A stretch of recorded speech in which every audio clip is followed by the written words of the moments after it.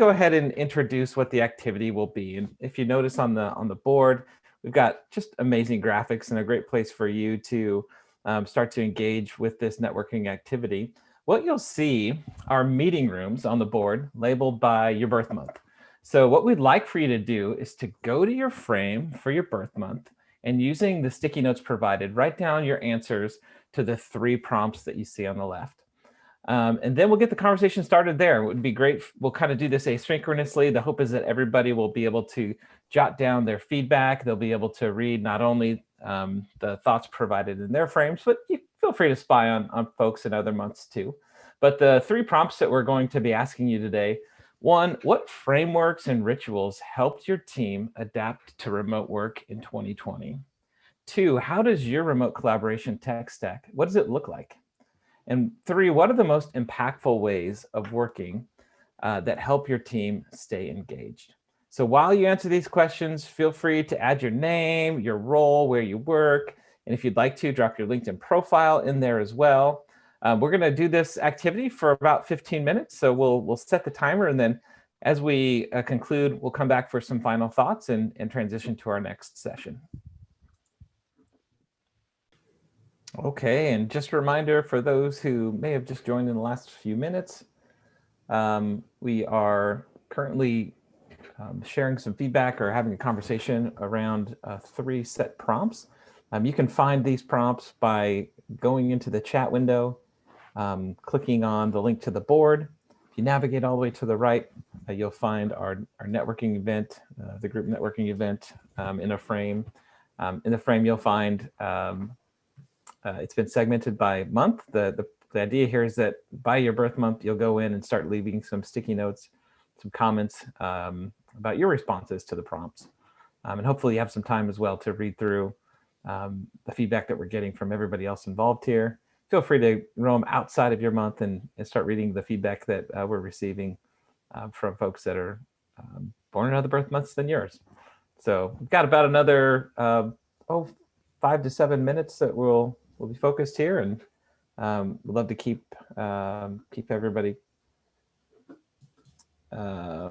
leaving their feedback for the next few minutes. All right, there's the wonderful sound of that timer going off in Miro. Cool. Well, I'm curious, is there anybody in the event today that would feel comfortable coming off mute and sharing some of their perspectives, maybe reviewing some of the comments they left with regards to these prompts? Yeah, I'm happy to. Awesome, thank you. So I'm in the December group, so I've just had my birthday not too long ago. Some of the things that we've got, I mean, the usual things, from a software development stand-up perspective, things like daily stand-ups, and I've seen a few people have dropped that in. If they're in the software world, that's quite common. We had some things that were being done in the office that shifted directly to online, so things like Friday beers. So obviously, the company can't provide the beer, but we can certainly sit at home and drink it. So just, sharing some company updates, things to celebrate for the week, new joiners, have a bit of a game. So we've turned it into learning about countries or learning about cities that people are from, bits of quizzes, all those sorts of things. So that's been pretty good. They've run quite a few mental health sessions as well, which has been quite nice. So sort of people supporting each other. So organized by the people team, but not necessarily directly run by them. And I noticed somebody put a thumbs up on one of my comments, which is having some non-work chat channels, which I think is always useful, even pre-pandemic. So to talk about stuff that isn't work. One of the more recent ones being, what are you watching on Netflix at the moment? So that's been quite good. So yeah, quite a few of the bits. Awesome, Gordon. I really appreciate you sharing. That was really helpful. Anybody else have some comments that they want to add?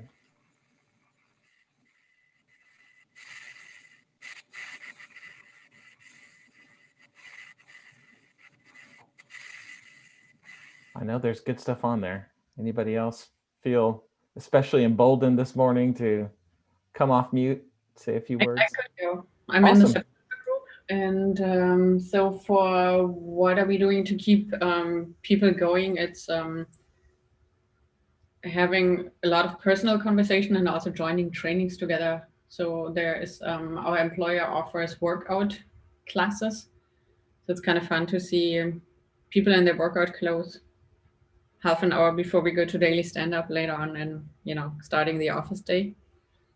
And tomorrow we'll actually do a team event. We're based in Germany, if you cannot tell by my accent. Tomorrow we have a team event where we have a tour guide in Reykjavik take us to some natural site in Iceland. So That's really fun. Very cool. yeah.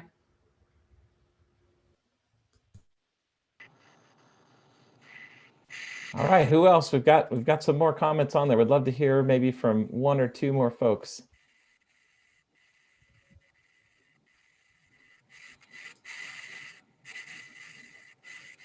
Who are the brave ones among us? I'll share, Jeremy. I put that one of the rituals we've adopted as a team is really around this idea of huddle meetings and huddle boards and having a lot of content available on Miro boards for asynchronous work. And then the other thing I think is just like focusing on fewer more impactful things as a team to make sure the big things get done and finding ways to connect as humans. So we do kind of a monthly check-in that's more focused on wellness and less about what we're doing and more about how we're doing, which has been really helpful. Thanks, I appreciate that. Suzanne, how did you transition into focusing on fewer things and in order to get the big things done? So that's something we are struggling with, letting go of all the noise left and right. It's definitely hard. I think one of the things that was most impactful recently was just defining a more narrow set of key metrics that we were responsible for as a team. And then coming together as part of our OKR planning cycles, which we do quarterly, to talk about what do we believe as a team are the most impactful things to moving the needle on those metrics and how do we make sure we're all moving those things forward. And then we use those weekly huddle meetings to check in to make sure that we're on track to hit those numbers and we're on track to delivering, on the specific programs. But it can be, it can be a hard transition when you're used to trying to move a lot of things forward. And it definitely took a mindset shift for a lot of the team. But ultimately, it's a good feeling. Yeah, thank you.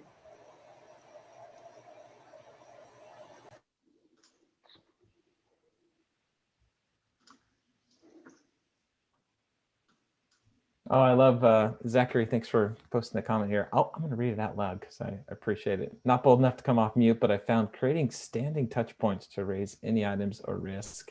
No strict agendas, just creating an explicit space to chat. It's really important.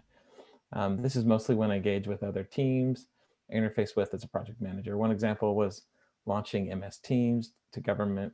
We connect weekly with tech support who are slammed with COVID requests. Appreciate you sharing that, Zach. Yeah, I think there's something too.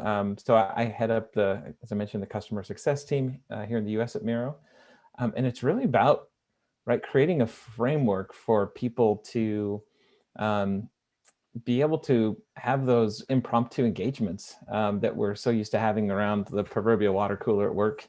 Those are such important touch points for just the human side of the business. And it's where a lot of relationships are built and where a lot of ideas are shared. And how do you empower people in this environment where you're basically sitting alone in a room all day and you don't have the ability to kind of get up and have these ad hoc engagements? So for me, it was really trying to think through how to normalize and how to empower people to have these impromptu breakout sessions. So, a couple of things that we did, we really wanted to reinforce with the team, hey, you have permission to look at other people's calendars, find time, and don't feel bad about booking time on their calendar to just have an impromptu chat. And it's important every time you hop on a call, use Zoom, have a face-to-face conversation. There's so much that's happening just with our nonverbal communication that's so important for rapport building as well. And then also, one of our folks mentioned this earlier, just creating really intentional Slack channels for for communication that doesn't have anything to do with work. We have a Miro mascots channel here where people just share pictures of the pets and what they're up to throughout the day. And it's one of the coolest channels that I go to on a regular basis. And it really helps me feel really well connected with the rest of the team.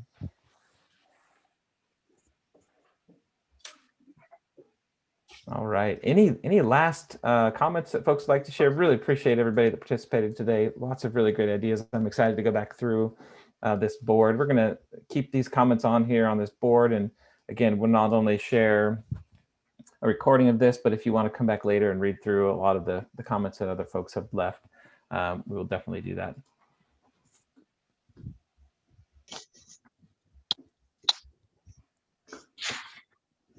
All right, got about a minute left. Anybody else have a thought that they wanted to share?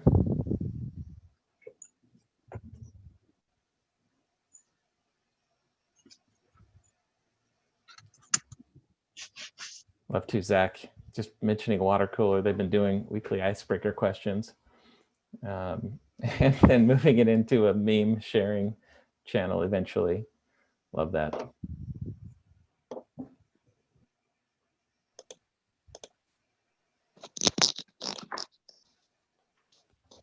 All right, well, as we wrap up, I just, again, wanted to thank everybody for attending this networking session. We'll be starting our panel discussion with Susan, who's the moderator. Thanks for hopping in. You've already got a chance to meet Susan already. So without further ado, we're gonna actually press pause for a minute, and we're gonna turn off the recording, and then we'll pass the mic over to Susan, and we'll commence with the commercial panel.